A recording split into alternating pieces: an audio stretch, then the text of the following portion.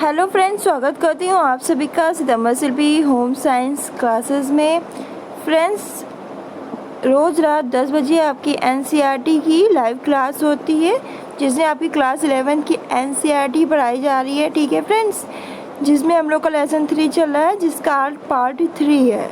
2 part में पढ़ा चुकी हूँ और पार्ट 3 है जो है भोजन, पोषण, स्वास्थ्य और स्वस्थता। ठीक है, तो ये है जिसमें आज जो 3 पार्ट है, तीसरा पार्ट जिसमें हम लोग आज पढ़ेंगे संतुलित आहार की योजना बनाने में आहारभूत आधार वर्गों का उपयोग। तो संतुलित आहार की योजना बनाने में आहारभूत खाद्य वर्गों का उपयोग किया है। तो भोजन परोसने को सुलभ करने के लिए भारत में 5 खाद्य वर्गों का उपयोग किया जाता है। तो भोजन योजना को सुलभ करने के लिए, ठीक है, आसान करने के लिए भारत में 5 खाद्य वर्गों का उपयोग किया जाता है। ठीक है, खाद्य वर्गों का वर्गीकरण करते समय खाद्य पदार्थों की उपलब्धता, लागत, ठीक है, तो खाद्य वर्गों का वर्गीकरण करते समय खाद्य पदार्थों की उपलब्धता, लागत, भोजन पद्धति, ठीक है। तो खाद्य वर्गों का वर्गीकरण करते समय हमें किसका ध्यान रखना चाहिए? तो खाद्य वर्गों का वर्गीकरण करते समय हमें खाद्य पदार्थों की उपलब्धता, लागत, भोजन पद्धति व कमी से होने वाले प्रचलित रोगों आदि कारकों को ध्यान में रखा जाता है। तो खाद्य वर्गों का वर्गीकरण करते समय हमें खाद्य पदार्थों की उपलब्धता, लागत, भोजन पद्धति और कमी से होने वाले प्रचलित रोगों आदि कारकों को ध्यान में रखा जाता है। प्रत्येक वर्ग में सम्मिलित सभी खाद्य पदार्थों में पोषक तत्वों की मात्रा बराबर नहीं होती। क्या होता है, जो प्रत्येक वर्ग होते हैं, प्रत्येक वर्ग में सम्मिलित सभी खाद्य पदार्थों में पोषक तत्वों की मात्रा बराबर नहीं होती है। ठीक है, इसलिए प्रत्येक वर्ग के विभिन्न खाद्य पदार्थों को अदल बदल कर आहार में शामिल किया जाना चाहिए। तो क्या करना चाहिए? इसलिए प्रत्येक वर्ग जो है, इसलिए क्या करना चाहिए, जो प्रत्येक वर्ग के विभिन्न खाद्य पदार्थों को अदल बदल कर आहार में शामिल किया जाना चाहिए। भारतीय चिकित्सा अनुसंधान परिषद ICMR द्वारा 5 मूलभूत खाद्य वर्ग को सुझाव में दिया गया है, जो इस प्रकार है, देख ले। पहला है अनाज, खाद्यान्न और उनके उत्पाद, दालें व फलियां, दूध व उसके मांस के उत्पाद, फल व सब्जियां, वसा व शर्करा। ये 5 खाद्य वर्ग बताए हैं। पहला आपका क्या आता है? अनाज, खाद्यान्न, उनके उत्पाद। दूसरा आपके दालें, फलियां बताई हैं। फिर आपकी दूध व मांस के उत्पाद है। फिर फल व सब्जियां हैं। फिर वसा व शर्करा। ठीक है, तो जिसमें पहला वर्ग देख लेते हैं। जो पहला वर्ग है अनाज, खाद्यान्न, उनके उत्पाद, इसको अच्छी तरह समझेंगे। तो इसमें क्या आएगा? जो पहला वर्ग है इसमें क्या आएगा आपका कि अनाज, खाद्यान्न, उनके उत्पाद में आपका आएगा चावल, गेहूं है, रागी है, बाजरा है, मक्का, ज्वार, जौ और उनके उत्पाद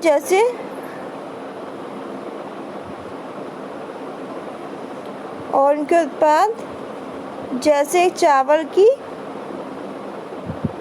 कनी और चावल का आटा, ये सब आता है अनाज, खाद्यान्न और उसके उत्पाद में। ठीक है, और इसके प्रमुख पोषक तत्व क्या है? तो इससे हमें ऊर्जा मिलती है, प्रोटीन मिलता है, परोक्ष वसा मिलती है, विटामिन बी मिलता है,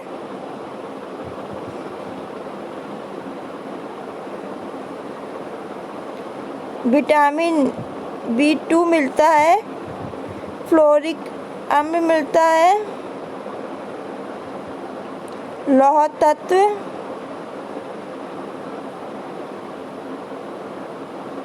और रेशा मिलता है। ठीक है, लौह तत्व मिलता है और रेशा मिलता है। ठीक है, फिर आपका क्या आता है, दूसरा वर्ग है दालें और फलियां। दालें और फलियां में क्या आएगा आपका, काला चना, लिख लीजिएगा, उड़द,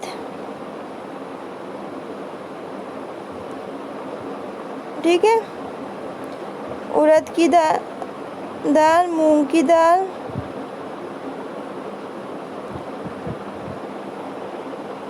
मसूर की दाल, ठीक है, जिसमें साबुत और दाल आती हैं। ठीक है, मसूर में साबुत दाल, मसूर की दाल है, फिर साबुत है और दालें होती हैं। ठीक है, लोबिया हो गई, मटर हो गई,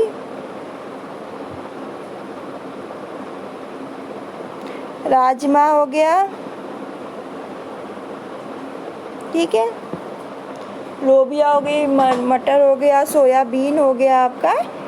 ठीक है, फलियां हो गया, ये सब आता है इसके अंतर्गत। इससे क्या क्या पोषक तत्व प्राप्त होते हैं ये भी देख लें। तो इससे हमें जो पोषक तत्व मिलेंगे वो है ऊर्जा, प्रोटीन, परोक्ष वसा, ठीक है, विटामिन बी, ठीक है, vitamin B1, vitamin B2, fluoric अम्ल,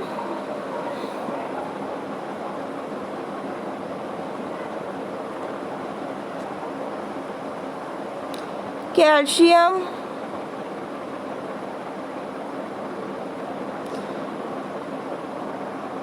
लौह तत्व और रेशा। ठीक है, फिर आपका आता है दूध, मांस और उनके उत्पाद, जिसमें आपका आ जाएगा दूध में आपका दही,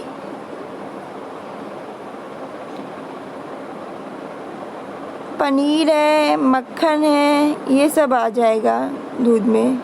ठीक है, और आपका जो मीट है, मांस में मुर्गा, मछली, अंडा, मांस, ये सब आ जाएगा। ठीक है, इससे हमें क्या मिलेगा, जो दूध वाले जो पदार्थ हैं उनसे हमें प्रोटीन मिलेगी, वसा मिलेगी, विटामिन B12 मिलेगा, कैल्शियम मिलेगा,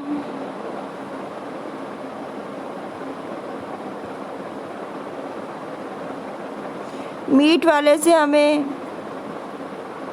क्या मिलेगा, मीट वाले से हमें प्रोटीन मिलेगी, वसा मिलेगी और B2 मिलेगा। ठीक है, विटामिन B2 मिलेगा। ठीक है, फिर आता है आपका नेक्स्ट खाद्य वर्ग, जिसमें आएगा आपका फल व सब्जियां। तो फल व सब्जियों में आपका आ जाएगा आम है, अमरूद है, पका टमाटर है, संतरा है,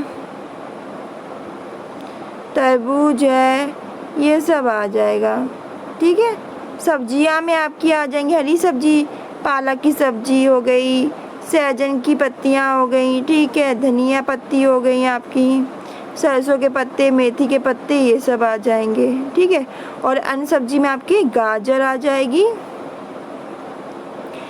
बैगन है, भिंडी है, ये सब, भिंडी, शिमला मिर्च, सेब, प्याज, सेम है, प्याज है, सहजन, फूल गोभी है। ठीक है, तो जो आपका फल है आम, अमरूद, इनसे सबसे क्या मिलता है, जो फल है आम है, अमरूद है, तरबूज है,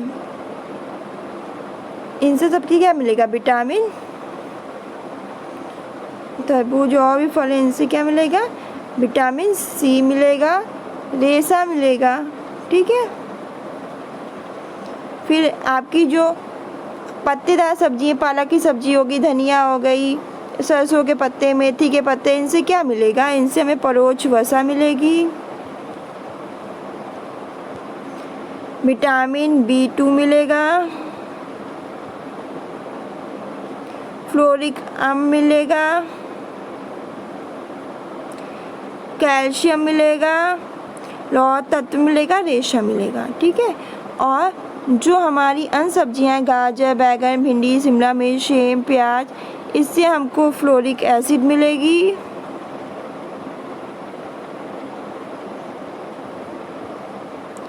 कैल्शियम मिलेगा और रेशा मिलेगा।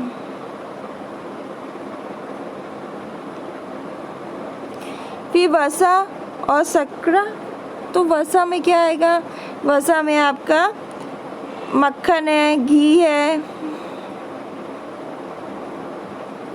खाना बनाने का तेल है जैसे मूंगफली का तेल,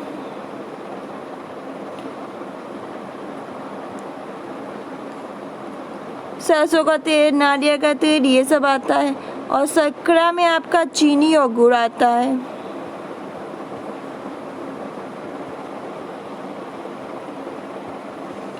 ठीक है, चीनी में क्या आता है, गुड़ आता है, ठीक है। ये कौन सा पोषक तत्व देते हैं, ये ऊर्जा प्रदान करता है, ठीक है। और वसा है जिसमें हमारा मक्खन, घी, खाना बनाने का तेल, मूंगफली, सरसों, नारियल का तेल, तो ये हमें कौन सा पोषक तत्व प्रदान करता है, तो ये हमें ऊर्जा प्रदान करता है, ठीक है। और अनिवार्य वसा अम्ल, अनिवार्य वसा अम्ल प्रदान करता है, ठीक है।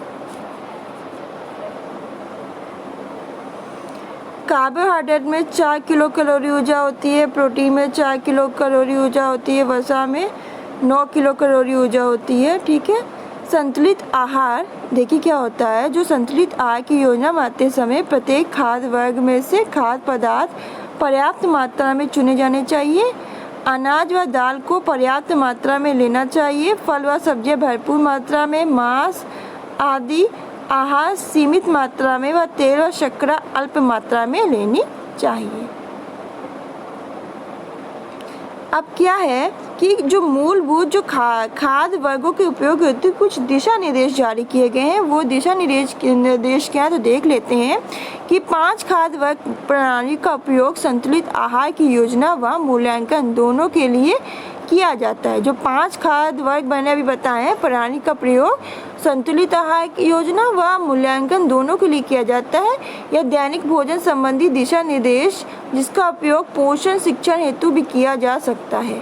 प्रत्येक आहार में प्रत्येक खाद्य वर्ग से खाद्य पदार्थों को कम से कम 1 या अधिक बार परोसना चाहिए। खाद्य पदार्थों का चयन प्रत्येक वर्ग में से करें, क्योंकि प्रत्येक वर्ग में खाद्य पदार्थ भले ही एक समान है लेकिन उनके पोषक तत्व एक जैसे नहीं है, ठीक है। यदि भोजन शाकाहारी है तो आहार में संपूर्ण प्रोटीन गुणवत्ता बढ़ाने के लिए उपयुक्त संयोजनों का उपयोग करें, ठीक है। जैसे आपके बता दूं, अनाज व दालों का संयोजन हो जाए, ठीक है। और भोजन में थोड़ी मात्रा में दूध और दही का संयोजन हो जाए, ऐसे, ठीक है। कच्ची सब्जियों और फलों को भोजन में शामिल करें। कैल्शियम व अन्य पोषक तत्वों की आपूर्ति हेतु कम से कम 1 बार दूध लें। दूध में लोहा, विटामिन सी, रेशे के अलावा सभी तत्व शामिल होते हैं, ठीक है। अनाज द्वारा कुल कैलोरी के 75% से अधिक की आपूर्ति नहीं होनी चाहिए। ध्यान रखना चाहिए, अनाज द्वारा कुल कैलोरी की 75% से अधिक की आपूर्ति नहीं होनी चाहिए, ठीक है। और दूध में लोहा, विटामिन सी, रेशे के अलावा सभी तत्व मौजूद होते हैं, ठीक है। तो फ्रेंड्स, ये थी आपकी NCERT लेसन 3 का पार्ट 3, ठीक है। अभी थोड़ा बाकी है क्योंकि ये लेसन बहुत बड़ा है। जो इसके इम्पॉर्टेंट पॉइंट थे जो पेपर में पूछ सकता है वो मैं लिख कर ला रही हूँ समरी के तौर पे। तो आज के लिए बस इतना ही, मिलते हैं नेक्स्ट वीडियो में, ठीक है, नेक्स्ट जानकारी के साथ। आज के लिए बस इतना ही, धन्यवाद। तब तक खुश रहिए, मुस्कुराते रहिए, अपना ध्यान रखिए।